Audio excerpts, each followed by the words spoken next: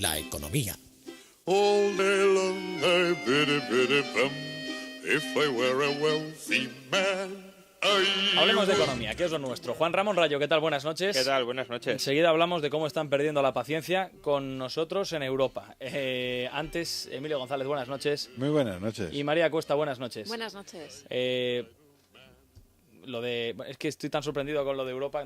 Están perdiendo la paciencia con nosotros, Juan Ramón. Bueno, a mí no me sorprende. Es decir, lo que me sorprende es que hayan que tardado tanto. que hayan tardado tanto en perderla. Pero es que ya no es solamente la CDU, el partido de Angela Merkel. También esta tarde Almunia ha venido a decir lo mismo, Joaquín Almunia, y la verdad es que están perdiendo un poquito los nervios. Sí. Efectivamente, y bueno, esta mañana, pues Bloomberg, la agencia de noticias Bloomberg, recogía declaraciones del portavoz financiero del partido de Merkel, de la CDU, diciendo que pues Rajoy tiene un problema de comunicación y que si le hace falta el dinero, si le hace falta ayuda, tiene que decirlo ya, que Alemania sigue abierta a un rescate total de España, eso sí, sometido a una condicionalidad estricta, que es pues el partido que hemos dicho que muchas veces que está intentando jugar Mariano Rajoy, es decir, que me den el dinero pero que no me exijan condiciones.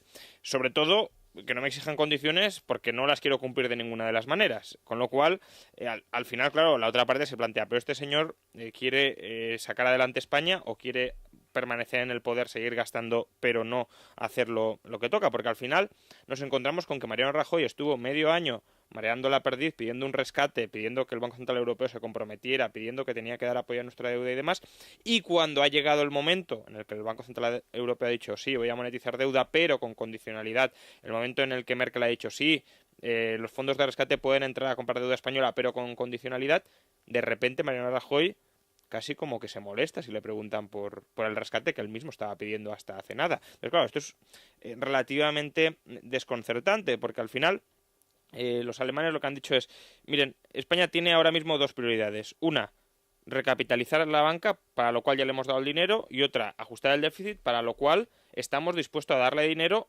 no para que no haga falta ajustar el déficit, sino para que tenga tiempo a partir de ahora en ajustarlo, ya que perdimos 4 años con Zapatero y hemos perdido un año con Rajoy, a ver si dándole el dinero e imponiéndole condiciones empiezan a hacer los deberes. Pero de momento no está claro que el PP lo vaya a hacer, ni una cosa ni la otra. Empezamos por el ajuste del déficit. Hoy, ayer domingo, nuestro compañero Pablo Montesinos llevaba y sigue publicado hoy en el periódico, en el Libre Mercado, una pieza donde se asegura que el PP está planeando unos presupuestos para 2013 tremendamente austeros. En concreto, pues recogía las declaraciones, esa pieza de nuestro compañero, diciendo que el PP quiere que no parezca que esto es la España de Zapatero, que las cosas han cambiado y que por tanto van a aplicar ajustes muy duros y muy enérgicos en el presupuesto para demostrar que España, y esto yo creo que es lo más relevante de ese clima, ¿no?, en el que está sumergido el PP, que no es nada nuevo, pero no está de más que nos lo recuerden y que sepamos a qué atenernos. La pieza lo que viene a decir es que el PP quiere hacer ajustes no para recuperar por sí mismo la credibilidad, no para poder resistir por sí mismo la falta de liquidez en el mercado, sino para convencer a Alemania, para convencer al Banco Central Europeo de que pueden confiar en nosotros y de que pueden comprar nuestra deuda. Es decir, no se trata de sacar un 10 en el examen, por decirlo gráficamente, sino de sacar un 4,5, a ver si el profesor nos da un empujoncito y aprobamos. Pero esto de estar siempre al borde del suspenso y al borde de lo que dirá o no dirá el profesor, al final lleva malas sorpresas. Y en lugar de aplicarnos para sacar una nota excelente, en lugar de aplicarnos para demostrarles a los mercados que tenemos una administración pública sostenible, parece que lo que está buscando el PP es aprobar los menos ajustes posibles para que desde fuera nos rescaten sin condiciones. Lo cual es absurdo, porque España tiene una administración pública desequilibrada y hasta que no la equilibre, hasta que no demuestre que el peso de la administración pública es sostenible a largo plazo con la economía privada que tenemos, que es una economía privada ahora muy debilitada, la desconfianza en nuestra solvencia va a seguir presente. Además, Sí es cierto que van a aprobar los presupuestos más austeros de la historia, la misma etiqueta, por cierto, que en los de 2012. Uno se plantea, ¿por qué estos ajustes no los aprobaron en 2012? Es decir, ¿por qué hemos tenido que esperar a un año en el que hemos estado a punto de suspender pagos precisamente porque no ha habido ajustes, para que terminen aprobando los ajustes que deberían haber aprobado al principio? Y luego uno también se plantea, ¿ajustes para quién? Porque hasta ahora todas las filtraciones que hemos escuchado han sido subidas de las plusvalías a corto plazo, subidas del impuesto de patrimonio, tasa Tobin a las acciones, a la compra-venta de acciones bursátiles. Y hoy, Castilla y León, autonomía gobernada por el PP desde hace muchísimos años, pues su presidente, Juan Vicente Herrera, ha sopesado, ya ha dicho que probablemente lo haga, restablecer el impuesto de sucesiones y de donaciones en la comunidad autónoma para el año que viene, que es un nuevo ataque a la línea de flotación del ahorro, en este caso del ahorro intergeneracional. Por tanto, al final aquí parece que los únicos ajustes que estamos viendo son ajustes en el sector privado, que ya los ha sufrido y padecido mucho durante esta crisis, pero luego la administración pública, pues como que ajustes realmente pocos.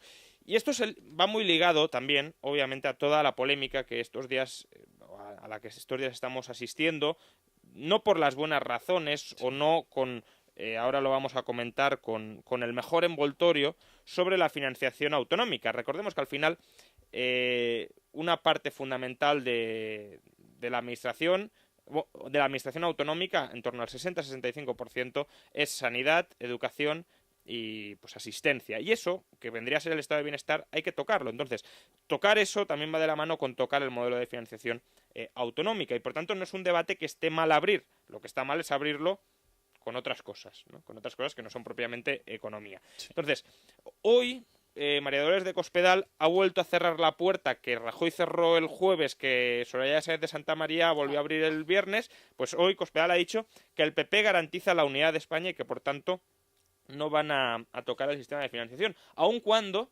ella misma ha reconocido que este es un mal sistema de financiación. Escuchémosla.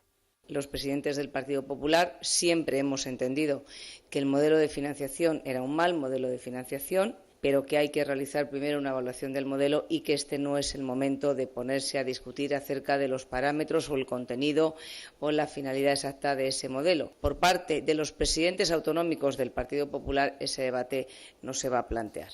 Pues hay que plantearlo este debate, pero no plantearlo como un debate de si independencia de Cataluña sí o no. Es que este es otro tema que algunos han querido mezclar con este, pero que no tiene nada que ver. Efectivamente, este es un muy mal modelo de financiación, aprobado, por cierto, por Salgado, por el Partido Socialista, que al final lo único que hace es mantener las oligarquías y las burocracias infladas de las comunidades autónomas más pobres de España a costa de los impuestos de los ciudadanos más ricos y productivos, o sea, no más ricos de súper ricos, sino de las clases medias de las comunidades autónomas más ricas de España. Es un mal modelo precisamente por esto, porque tiende a dar dinero a quien no debería gestionar ese dinero. Y no porque Cataluña sea expoliada, que desde luego pues al ser una comunidad autónoma más rica que la media, pues paga también más impuestos que la media, y debido a este sistema de financiación muy redistributivo, pues al final, obviamente, digamos que paga más impuestos de los que luego gestiona su gobierno. Ayer mismo, Manuel Llamas daba las cifras en Libre Mercado. En la comunidad autónoma catalana se recaudan por impuestos, digamos, generales 27.000 millones, y luego Cataluña recibe como transferencias del gobierno 12.000. Es decir, habría cerca de 15.000 millones de diferencia que no se reciben. Lo que pasa es que aquí luego hay que deducir lo que vendría a ser el equivalente al cupo, es decir, parte de este dinero se da a la Administración Central para que preste servicios en Cataluña, con lo cual de esos 15 nos podemos quedar en 10 o en 9, que es más o menos las cifras que estábamos diciendo que es como mucho que era el déficit fiscal catalán. Pero es que luego el modelo no es malo para Cataluña, es que es pésimo para Madrid. Es que las cifras son escandalosas. Madrid recauda, en la Comunidad Autónoma de Madrid se recaudan 66.000 millones de euros y luego recibe el gobierno autónomo madrileño 11.000 millones. Es decir, hay 55.000 millones de diferencia, que esos son impuestos que no nos pueden bajar a los madrileños para mantener el sobregasto de comunidades autónomas como, por ejemplo, Andalucía, que recauda 8.000 euros y recibe 15.000, y aquí habría que quitar encima los servicios que el Estado presta directamente en estas comunidades autónomas. Castilla y León, que recauda 3.000 y recibe 6.000, pese a lo cual parece ser que el Ejecutivo Autonómico aún necesita más dinero y quiere subir el impuesto de donaciones. Extremadura, que recauda 800 y recibe 3.000. Castilla-La Mancha, que recauda 2.000 y recibe 4.000. Es decir, esto no es dinero para los castellano-manchegos, etc. Esto es dinero para las administraciones autonómicas que luego ellas lo gastarán como mejor les plazca y generalmente no de la mejor manera. Generalmente lo gastan para no tener que hacer las reformas que permitan a estas comunidades autónomas desarrollarse, como es el caso, por ejemplo, de Andalucía. Ningún territorio, no hay ninguna experiencia histórica de un territorio que haya permanecido pobre por haber tenido un Estado demasiado pequeño. Ahora bien, por haber tenido un Estado demasiado grande, sí, muchos.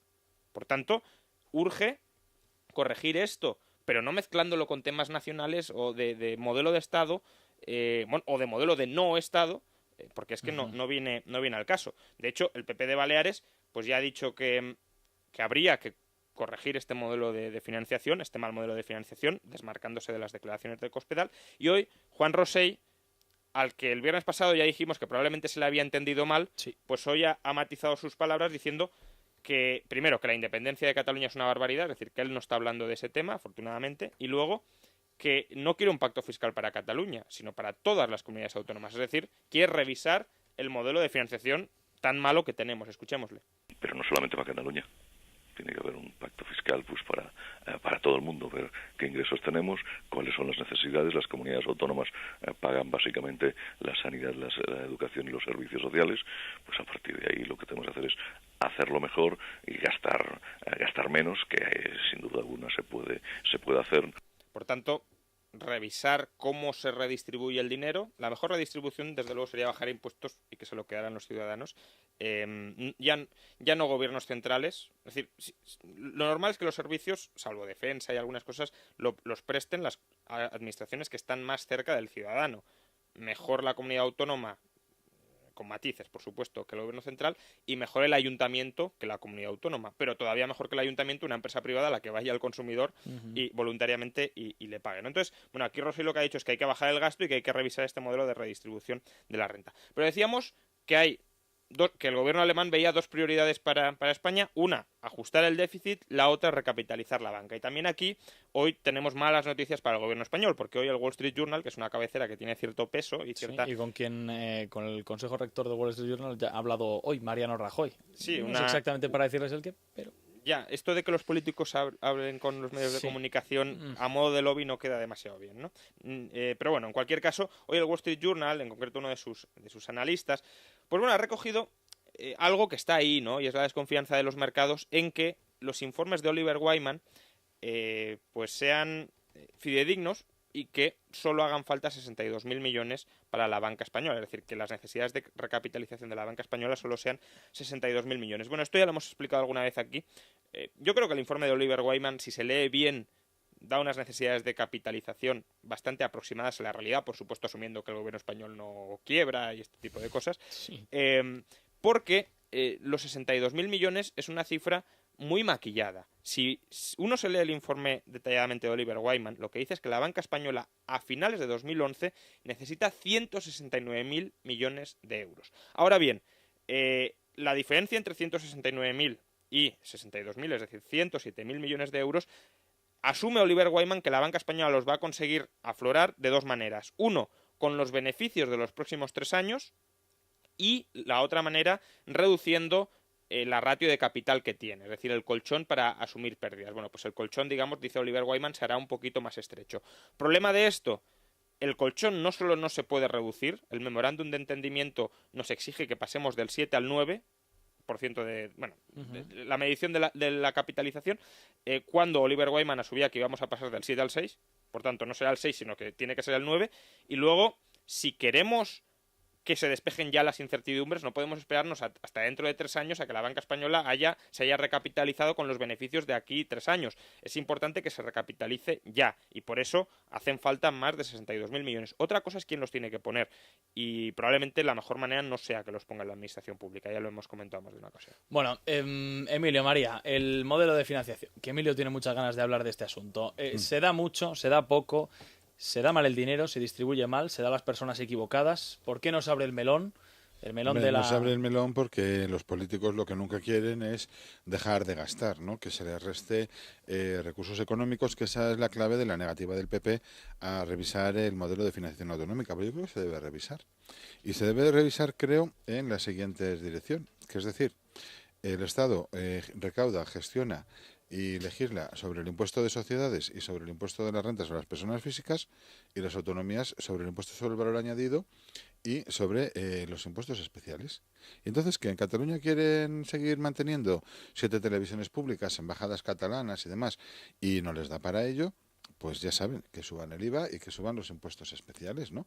Además, con eso, pues Cataluña se beneficia, porque como es una región rica, se consume más, y entonces pues se pagará más IVA y se pagarán más impuestos especiales, ¿no? Entonces yo creo que eso es lo que tendría que hacerse, ¿no? ¿Por qué? Pues primero, porque las comunidades autónomas dejarían de gastar alegremente cuando vean limitados sus accesos a los recursos que da generosamente el Estado, ¿no? Porque participan en los ingresos del Estado en lugar de participar en sus ingresos propios, ¿no? Segundo, porque quien quiera gastar más va a tener que subir impuestos. Y lo que falla en el actual sistema de financiación autonómica, que es lo que nos ha llevado a la actual crisis, es esto.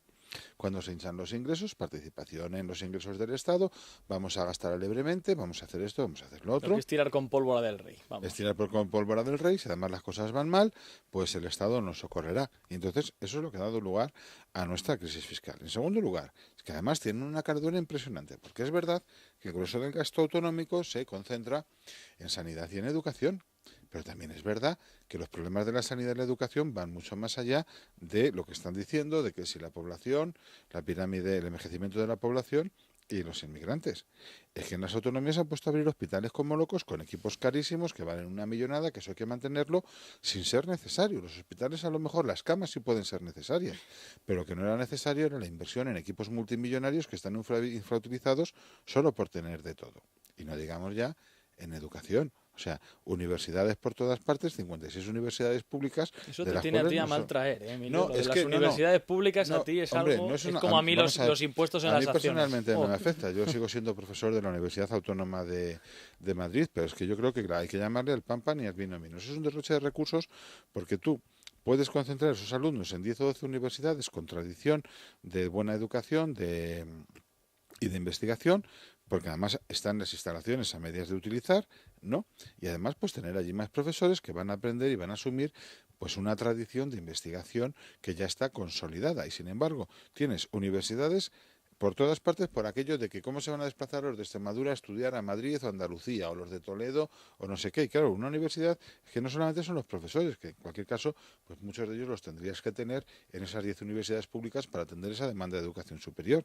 Es que son los edificios, el personal administrativo, el personal de mantenimiento, los de seguridad, dotarlos de medios de ordenadores y todo eso, dotarlos de bibliotecas, que compren libros, tal. Claro, todo eso es un gasto que es infinito. Entonces ese gasto se podría haber racionalizado y, sin embargo, las comunidades autónomas, como estaban disparando con pólvora del rey y ellas no tenían que subir los impuestos a sus contribuyentes, pues han hecho lo que han querido. Y ahora, claro, vienen las decisiones duras. ¿Quién cierra la Universidad de Extremadura, por ejemplo? Que es una de las que habría que cerrar. La de Badajoz. No la va a cerrar Monago, obviamente. Claro, Monago no. Pero y en Castilla-La Mancha, la señora Cospedal tampoco va a cerrar la Universidad de Castilla-La Mancha, Es que que es otra que había que a pagar cerrar. un rédito electoral Claro. muy alto. Es que claro. eso es lo que le pasa a todos los líderes autonómicos. Claro. Entonces, ¿qué es lo que te dicen? Ah, no, a mí o me das dinero o yo devuelvo las competencias al Estado y que suma el coste político Mariano Rajoy. Es que es verdad, porque y sobre todo yo hoy de la comparecencia de María Dolores de Cospedal dice que en la conferencia de presidentes los presidentes del Partido Popular no van a proponer que se revise el modelo de financiación autonómica. Y aquí te doy la palabra, María. Yo pregunto, es como si alguien le dice al médico, oiga usted, tiene esto que es malo, y dice, no, pero de momento yo esto no me lo voy a tratar, ya veremos cuándo me lo trato, porque ahora de momento lo que me duele es otra cosa. De momento Claro. esto no se toca. Es que es un poco incomprensible. Hombre, es que le están diciendo, tiene la pierna derecha mala y usted mismo se la tiene que amputar. Entonces dicen, no, que es que yo no quiero, porque claro, el problema del asunto es que con este sistema de financiación los políticos han podido generar todo un chiringuito que es que ahora no quieren desmontar, porque es que ellos viven de eso. Hay mucha gente que no tiene otra salida y que ellos tienen un poder, se han construido un poder que ahora mismo no quieren desmontar. Entonces, desde ese punto de vista, digamos que es comprensible. Nadie se quiere Eso está claro, ¿no? quitar la pierna, Sí. amputar la pierna derecha. Y ese es el problema de fondo del asunto. En cuanto a las universidades, es que ha sido algo, la verdad, que tremendo. Parece que el que no tenía una universidad en un pueblo en su pueblo es que no era nadie. Uh-huh. Es una cosa, sí, la verdad que... Hay un asunto que la verdad es que... ¿Qué entendéis vosotros por tremendamente austeros? Y hablo de los presupuestos. Bueno. Pues, hombre, con estos políticos que tenemos, en donde domina el pensamiento jacobino, según el cual se identifica la sociedad con el Estado, cuando la sociedad en estos momentos lo que no se identifica es con el Estado ni con el sector público, sino con la necesidad de supervivencia frente a los políticos y frente a sus instrumentos, ¿no? Pues realmente presupuestos austeros que debemos de entender. Honestamente, yo podría entender unos presupuestos que recorten el gasto público en 10%, 12%, 15%, ¿no? Y que impliquen una reducción de déficit y seguir subiendo los impuestos. Eso es lo que yo entendería. Ahora, ¿qué entiende este gobierno? Pues a saber. El jueves lo veremos, ¿no? Yo creo que la clave es austeros para quién. Porque, vamos a ver, si los recortes son en gastos estructurales, creo que será un buen paso. Desgraciadamente me parece que no va a ser ahí. Si los ajustes son austeros, se vuelve a recortar la inversión, que es lo que yo creo, se ponen más impuestos, tal. Claro. Pues la verdad es que va a ser más de lo mismo. Yo creo que, cuando nos presenten este fin de semana los presupuestos, el libro amarillo, que cualquier ciudadano se lo puede descargar por internet, lo que hay que mirar son las transferencias corrientes y las transferencias de capital, que son en gran parte la financiación de las autonomías. Serán austeros si eso se recorta un 20, un 25, un 30%. Para que así se obligue a las autonomías a reducir sus gastos de verdad. Uh-huh. Todo lo demás es, primero, tomarnos el pelo y, segundo, obligarnos a hacer unos sacrificios innecesarios, como es, por ejemplo, que una persona que lleve 6 meses en paro se vea reducida drásticamente su prestación por desempleo para mantener los lujos y los privilegios de los sátrapas que gobiernan en las 17 taifas españolas. Juan Ramón, que decías que la prensa de mañana yo creo que... Claro, es que ese es un poco el tema, ¿no? Porque este año, ahora daré una cifra que da el Economista, pero este año ya se nos ha vendido la trampa de que el gasto de los ministerios caía de media un 16%, como que era la mayor austeridad de la historia. El problema es que, claro, los gastos de los ministerios son una pequeña parte de los presupuestos totales, porque ahí ni metemos pensiones, ni metemos desempleo, ni metemos las transferencias a las comunidades autónomas, con lo cual, si eso lo mantienes o incluso lo incrementas un poco y luego el coste de la deuda te sube, al final tenemos que, pese a que el gasto de los ministerios ha caído en 16, en los presupuestos de este año el gasto total era idéntico al del año pasado. Con lo cual, claro, suena muy bien lo de han bajado un 16, pero no, es que tiene que bajar el gasto del presupuesto un 10 o un 15%, como decía Emilio, para que empecemos a enderezar el déficit. Y bueno, pues volvemos con la misma trampa, ¿no? Según el Economista, Rajoy bajará un 20% de media el presupuesto a los ministerios. De nuevo, se tocan partidas que no son sustanciales, o sea, son importantes y habría que bajarlo a lo mejor un 20 o un 30, pero es que también las otras. Y si no se tocan las otras, que son el grueso del presupuesto, es que al final puedes tener el mismo presupuesto que el año pasado o incluso mayor, con lo cual ya me dirán qué hacemos si el gasto tendría que bajar el total un 10 o un 15 y se mantiene estable. Yo hay una cosa que, hablando hace un mes y medio, algo así, con una compañera que trabaja en una importante empresa tecnológica multinacional instalada aquí en España, nos contaba que una de las cosas que hacían era, cuando llegaba el mes de diciembre, se daban una vuelta por los ministerios de turno, porque sabían que tenían partidas de dinero que no habían gastado y que antes que renunciar a ellas y devolver esas partidas al Estado, porque es dinero que les ha sobrado, es un excedente de lo que perciben, preferían gastarlo, aunque fuera en cosas absolutamente superfluas, para que al año siguiente no les redujeran. Lo cual a mí me dejó absolutamente anonadado. Pero eso sabes también por qué es. Sí, ¿no? Porque publicidad es algo que se puede... Claro, pero eso sabes también por qué es.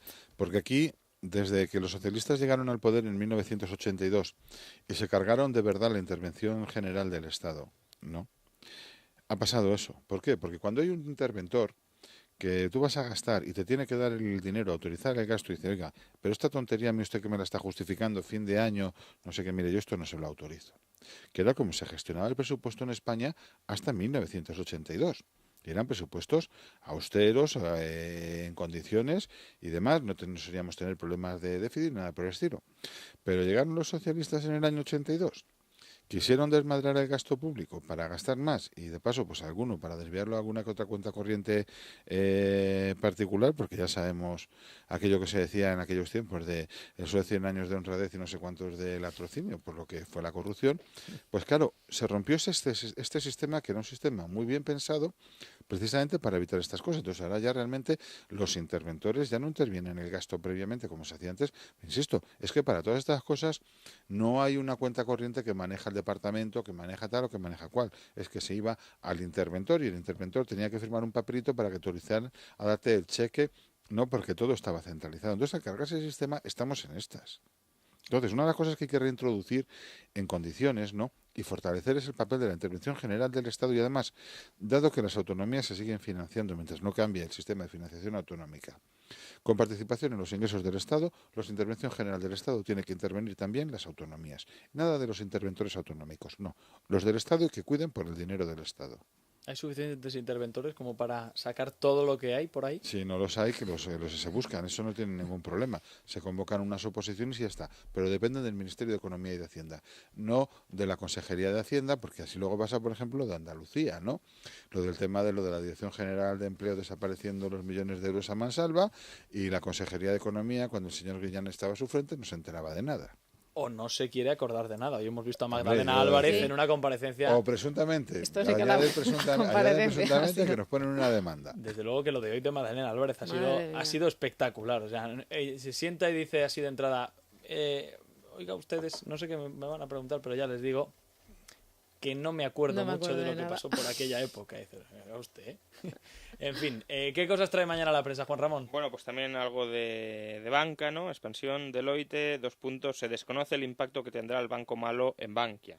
Pues bueno, suponemos que se refiere a qué activos comprará, a qué precio, etcétera. Bueno, eso se desconoce en Bankia. Bueno, parece ser que se van a comprar con un descuento del 50%, que es insuficiente. Que es muy insuficiente. Porque el descuento del 50% ya lo ha aplicado en estos momentos el mercado y sigue el mercado a la baja. Eso es. Sí, no, es tremendamente insuficiente. Bueno, yo creo que esto viene a raíz de que se había publicado que Oliver Wyman estimaba unas necesidades de capital de 26.000 millones y ellos dicen, ojo, que esto está por cuadrar, ¿no? 26.000 frente a los 20 y tantos, 20 y pocos, 21. De lo que paga el banco malo también se necesitará más o menos capital y me parece que viene de ahí. Del banco malo. Claro, el banco malo dice, yo te compro forzosamente este activo al precio que yo fijo.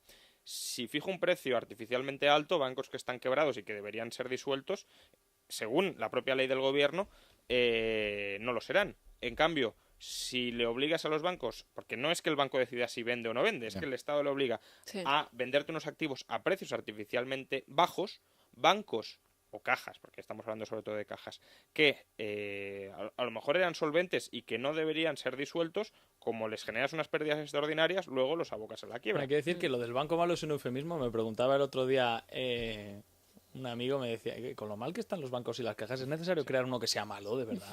Es imprescindible que lo tengamos que hacer con lo mal que estamos. Ya, pues hombre, bueno, parece lo que pasa es que esto del banco malo tiene también un pequeño problema.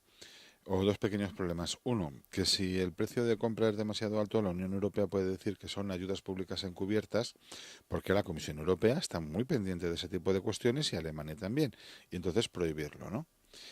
Y además tiene un segundo problema, que también si el precio de compra es demasiado alto en relación con los precios de mercado y la posible tendencia futura, esos inversores privados que también tiene que captar el banco malo no van a entrar porque simplemente no van a haber posibilidades de beneficio en plazos razonables de tiempo. Yo creo que inversores pocos, a excepción de la banca, de los grandes bancos españoles. Ya lo había dicho Francisco González, lo dijo la semana pasada, el presidente del BBVA.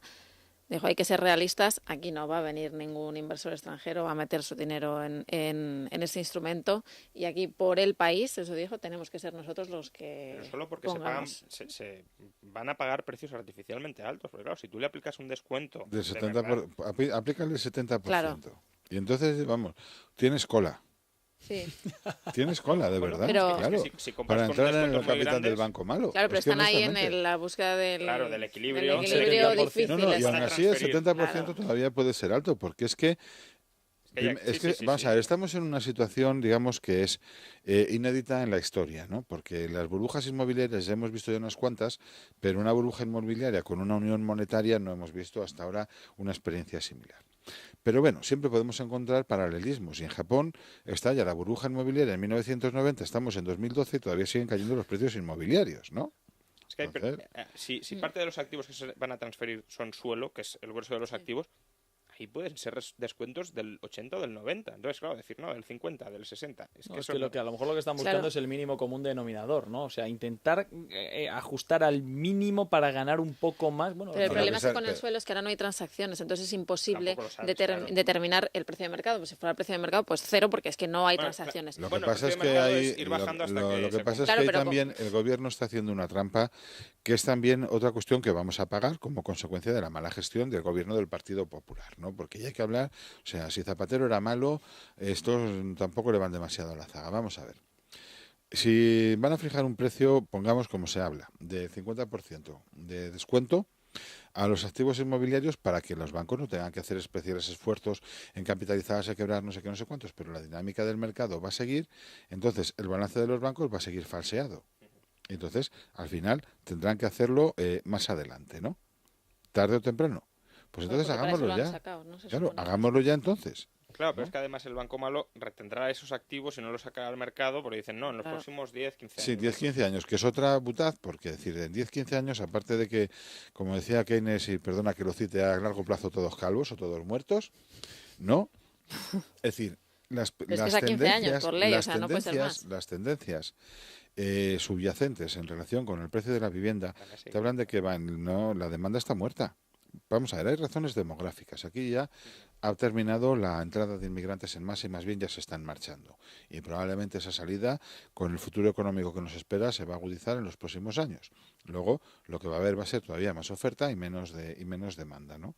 La generación del baby boom ya tiene vivienda casi todo el mundo y esa presión por adquirir viviendas también va a disminuir. La generación del baby boom corresponde a... Entre 1958, 57, 58 y 1975. Eso sí tienen vivienda, bien, por supuesto. Claro, entonces, es decir, ahí la gran demanda que había por esa gran núcleo de población pendiente de adquirir una vivienda, porque son pues los jóvenes que no encontraron trabajo hasta los 30 años y cosas por el estilo, ya la tienen. Entonces, esa demanda... Son los que estaban en el año 2000 ya no existe. En las circunstancias actuales, poca gente se va a poder plantear otra vez el comprar una segunda vivienda en la playa, en el campo, tal y cual, porque no va a haber dinero. Entonces, al final, el resultado, que en este país hay 3 millones de viviendas vacías. Entonces, ¿eso cómo se va a llenar? Si encima pues tenemos en cuenta que tenemos una pirámide de población invertida y se va a ir muriendo cada vez más gente y van a ir quedando, hay pisos vacíos, pues de los herederos y de tal y de cual, pues a ver de dónde sale el negocio. Y si además tenemos en cuenta, o sea, hoy el negocio sería comprar un suelo a precio de hoy, real, o sea, con 80-90% de descuento. Construir a salarios de hoy. Es decir, ya no 3.000, 4.000 euros al mes para los especialistas, sino los 1.000, 1.500 euros al mes, lo normal dentro de la construcción. Con las mejores calidades y renunciar a tener una tasa de beneficio del 200%, con el 20 o 30%. Oye, eso no está mal, ¿eh? Y puedes vender pisos de superlujo por 100, 130.000 euros. Porque controlando los costes de esa manera, bueno, pues eso en cuanto a alguien se le ocurra, ese suelo se va a movilizar. En algún momento alguien va a comprar suelo, va a empezar a hacer esto. Entonces, todos los precios que están en estos momentos hinchados en el mercado de primera o de segunda mano se van a hundir todavía más, porque es que hay exceso de oferta, hay un exceso de oferta que no se va a absorber ni en 10, ni en 15, ni en 20 años, ¿no? Entonces... Juan Ramón, ¿qué cosas más trae la prensa de mañana? Que nos quedan 2 minutos. Bueno, pues malos augurios también para la economía mundial, por si alguien esperaba que la demanda externa, que es, por cierto, mínima, estamos hablando de 30.000 o 40.000 viviendas al año como mucho, pues vaya a sacarnos de este exceso de viviendas, pues de momento que no lo esperen. Expansión, el FMI revisará a la baja sus previsiones de crecimiento por la debilidad de la economía mundial y 5 días el FMI revisará a la baja sus previsiones del crecimiento de la economía mundial. Y luego el Economista también trae un tema que esperemos que se resuelva ya con el nuevo nombramiento de Elvira Rodríguez al frente de la CNMV. El Economista, el veto a las posiciones cortas apenas reduce a los bajistas en bolsa.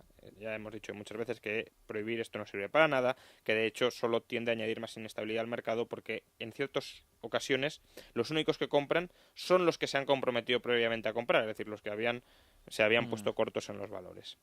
Y no hay nada más en la prensa. Nada más relevante, ¿no? Pues vamos cerrando. ¿No hay ninguna añadidura que No, tengáis? yo con respecto a las previsiones del FMI, ¿cómo van las cosas de rápido? Que es que han tardado 3 meses en tener que rehacer las previsiones. Es que cualquiera hace una previsión a día de hoy con miedo de, o con la certeza de que no se va a equivocar. Tremendo, No, sí. de hecho, incluso informes sectoriales o más generales que se publicaron a finales del año pasado, principios de año, han tenido que rehacer a la baja inmediatamente las previsiones porque los signos de incertidumbre y desaceleración seria que percibían se están confirmando además con el peor de los escenarios, ¿no? Y siempre, y es verdad, yo tengo una diana en la redacción de quiénes son los que más fallan. Fallan unos más que otros dentro de lo que es esto. De los que más fallan, por cierto, la OCDE, lo cual a mí me sorprende bastante. No, Pero porque bueno. los informes, yo te lo puedo decir porque a mí me lo contó una persona que fue embajador de España ante la OCDE. El contenido de los informes se negocia con los gobiernos, ¿no? Entonces hay ciertos mínimos que la OCDE no se admite. Pues está cerca del gobierno de España. No se acepta, La no desviación. acepta que se toquen, ¿no? Sobre todo en recomendaciones como pues tiene que reformar el sistema de pensiones y tal. Pero lo de las previsiones de coyuntura y demás, eso al final se negocia porque claro, en estos informes internacionales hay países que pueden salir muy mal retratados, entonces claro, se negocia. Resultado, que la OCDE es de los que más se Corrige, equivoca claro. y el gobierno del Partido Popular, que en el pasado era el más atinado, en estos momentos es el más desatinado porque también no nos quiere decir la verdad. ¿Cómo nos suena? Emilio González, gracias y buenas noches. Hasta luego. María, un abrazo, gracias. Hasta luego. Gracias. Juan Ramón, mañana más noticias de economía. Nos Hasta vemos luego. mañana. Nosotros nos tenemos que marchar, por cierto. El Real Madrid ha ganado 2-0. No ha sido un gran partido, tampoco piensen que se han perdido gran cosa. Hacemos una pausa y empezamos con la cultura. Es la noche de César, con Juan Pablo Polvorinos.